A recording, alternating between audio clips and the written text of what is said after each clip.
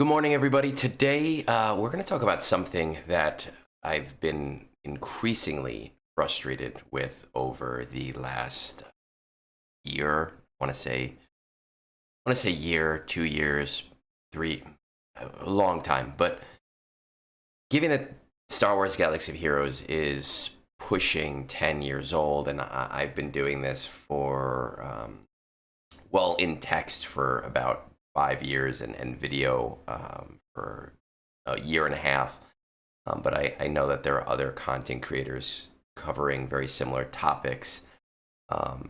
It's something that I think a lot more people would have figured out by now. And essentially, what I'm talking about is farming strategy.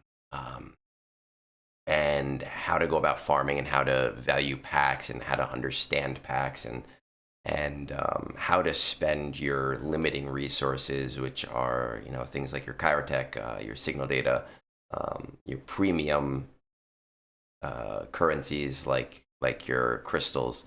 And I've noticed in the community a lot lately, people have said certain things about certain packs in the game, and I just want to I have a headache, and it's almost like the same feeling as having a hangover when I see some of these opinions. And I just want to kind of set the record straight when it comes to farming itself. So, you know what? Let's just get right into it.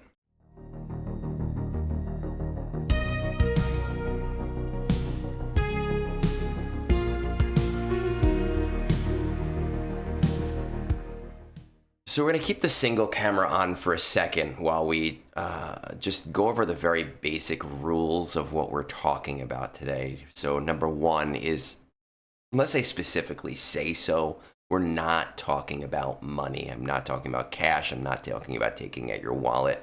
We are very specifically talking about using in-game resources. Number two, the understanding that everybody is at a different point in the game. And what that means is the amount of each resource coming in is going to be significantly different for myself versus someone watching this who maybe has 1 or 2 million GP and doesn't have all of the backing that I do. And then number three, we're talking about very narrow definitions of certain farms. So there are always going to be fringe cases where I say, hey, you should do this one way because you need the whole team and it doesn't make sense. If you need the whole team to speed up X versus Y, but somebody comes out in the comments and says, well, I sped up this character because they're really good on their own in XYZ other squad. That is a totally different scenario that when we're talking about. There are always going to be those exceptions because they talk about or because they are part of a very specific. I can't think of the word that I'm looking for right now. They're for a very specific set of circumstance, right? That not everybody is going to find themselves in. The last thing is that I'm not really necessarily talking about any specific pack. Now, we are going to have to use pack examples that are in the game currently, but I'm not necessarily telling you to go out and buy those things. I am just using them because they are tangible to what we have available to us now, and that makes it easier for us to talk about those things. So let's beam me over to the left side of the screen here. We'll get into the game. The pack that kind of brought me into wanting to do this video and has kind of lived rent-free in my head over the last couple of days is this Stellar Signal countdown calendar, right? Takes about 14 days, 2,999 crystals, decent amount of signal data. If I were to look at, I've already valued this, I already know what the values are, but if I were to look at this at first glance, My initial reactions a couple days ago were, hey, you know what? Looks pretty good if you don't need the signal data right now, right?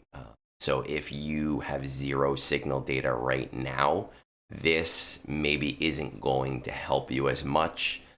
And you may want to even spend more crystals and buy from the store, only under the condition that some type of lock in the game is about to happen, and having XYZ specific character like a GL at Relics might significantly impact your ability to do that content.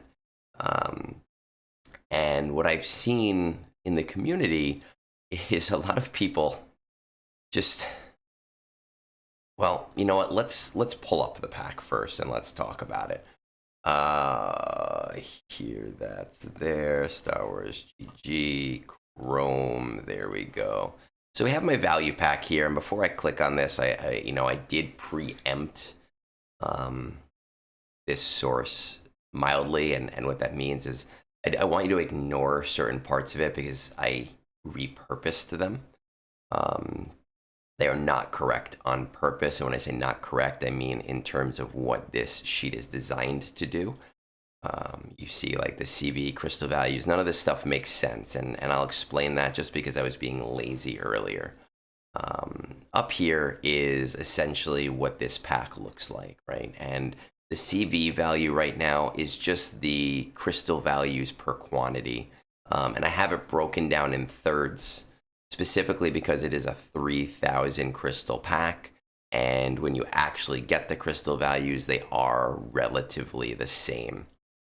Down here, we have the farming values for these packs, right? So if you were to use the 100 crystal refresh farming, this is what the crystal value per quantity would look like.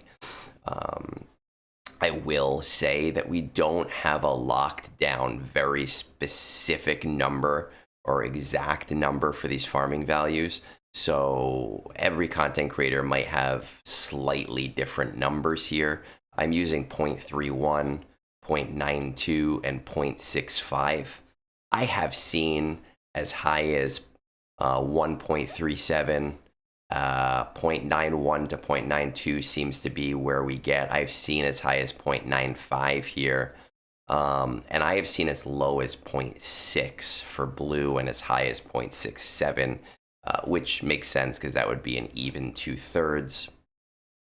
But essentially, if we look at this, basically, the value up here is the same as down here, right? The green signal data is a little bit cheaper here, which does lead me to believe that maybe this number might be off. It seems weird to me that these two would be pretty much exactly there, and this one to be as off as it is. So that's just something to keep in mind.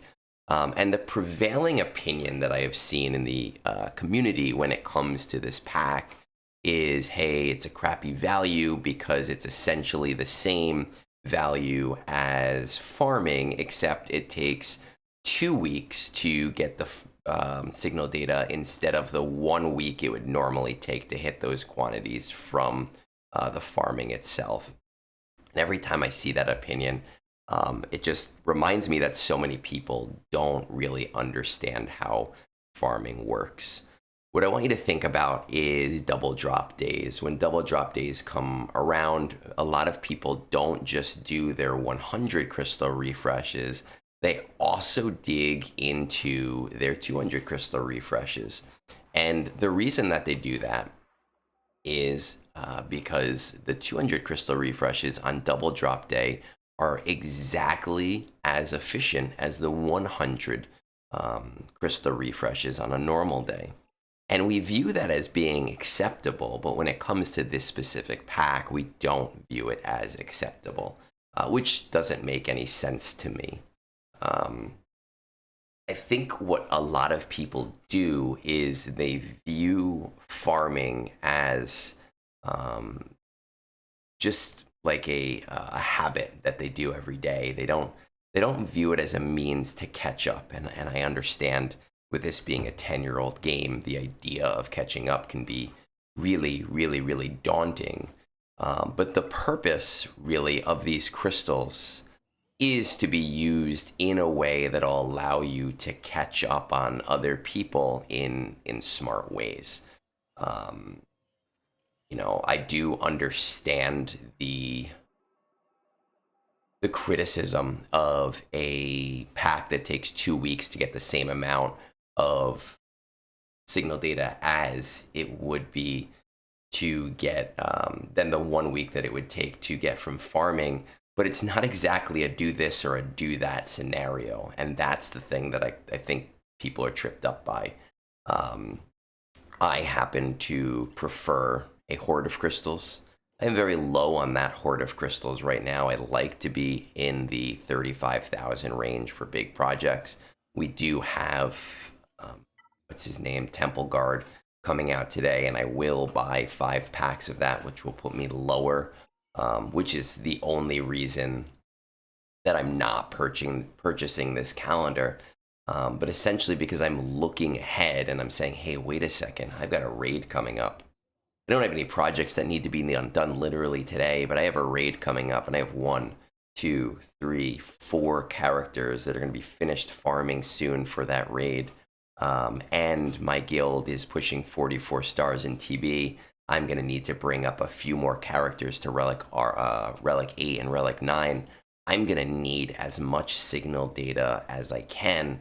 Let me squirrel away some of it now because it's such a limiting factor for me, instead of putting myself in a position where 2 weeks from now I go, hey, wait a second, I needed this before, and I need it now, and would I have been in a better position if I had thought about this earlier? So it's kind of like almost like that parable or that folk tale. Every time you hear it, it's different animals. In my class in school, they read it. It was about a grasshopper and an ant, and the ant squirrels away all of this food and to prepare for winter, to prepare for storms, and the grasshopper just wants to play and dance and be happy. And then when shit hits the fan, the ant is all like cozy in his little treehouse. The grasshopper's like, oh shit, I need your help because I wasn't thinking ahead. And I think that that's the problem that a lot of players get into, is not thinking ahead. Now, because we are talking about a specific pack here, I know there is a counter argument that when we talk about Cantina refreshes, there is the potential to get ability material Omicrons. And I will say that that is a very valid point. If you are really pushing for that, and you are very limited on your crystals, you can certainly value that into your calculations and say, hey, well, wait a second. Omicrons and Omegas are both valuable things. So I actually get a reduced value from this pack in relation to those other things. If your resources are so limited that it's a this or that scenario, I definitely agree with you, do the Cantina refreshes. But if you find yourself in a scenario where you do have extra crystals, it makes sense to find the packs in the game or the ways in the game to essentially jump yourself ahead, right? And that's what I see this pack as being here. It's essentially leapfrogging your progress by 1 week. It takes 14 days for that to happen. But once those 14 days have happened, you've now jumped over everybody else around you by exactly 1 week. Another farming concept that is very, very similar to this is when it comes to farming, right? So in essence, I have Batcher, who has 81 out of 100 shards, and I have Crosshair, who is 70 out of 85 shards, right? And if we pull back up my sheet, which I did not prepare ahead of time, but we'll make one right here. Let's say we will write in Batcher. We'll make it nice and big and fancy just so you guys can see this better. And let's say, who did I say? Crosshair. I don't know why we're making this fancy right now, but we're going to do it. There we go. And Batcher needs 19 shards left. And Crosshair needs 115 shards left. Right, and we're going to go here and say equals this times 3, right? Because that's how many battles it'll take, divided by 10, so 1 refresh, right? And we'll do the same thing down here, and this takes 34 days. If I do 1 refresh on each, let's actually bring this down to the lowest, so 11.5 days if I don't refresh at all, 34 days if I refresh 1 time there. There we go. Let's even bring this up. Let's say 2 refreshes is still 23 days. 3 refreshes is still 17 days. Essentially, no matter how much I refresh Crosshair, Batcher is still going to be done first. So it makes 0 sense for me to put any refreshes into Batcher at all, right? And I know that there are people who are just going to refresh every farm all of the time, but it becomes a significant waste of crystals over those, I don't know, what is it? It's like six or so days, right? 11.5, so about 5 to 6 days. That's about 125 crystals saved. That 125 crystals saved could be used on a pack to catch you up. It could be used on, mod farming to catch you up. It could be used, I'm not going to say on doubling this up, but on hoarding a couple of crystals so that on double days you can capitalize a little bit more. Now, once again, I will just stress the argument that there are certain characters that you may want to speed up considerably outside of their farm, right? So with the current conquest that is happening right now and the target practice beat that needs to be done, even though I did do it with Omega at G12, G11 and 6 stars, you might want to speed her up to make it a little bit easier, especially if you have the old Bad Batch, right, available to you. You might say, hey, that extra survivability is a huge quality of life shift. Or you have a character that might be plug and play, somebody who can be thrown into other squads.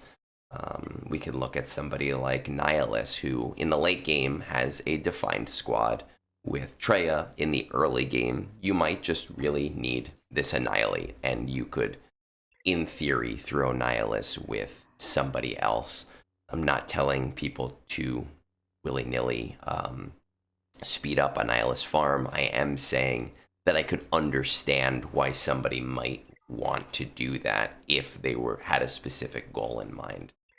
So really what I'm trying to say here is, reframe your thinking when it comes to packs, reframe your thinking when it comes to farming, to understand why certain things exist. And it's not always a this or that strategy.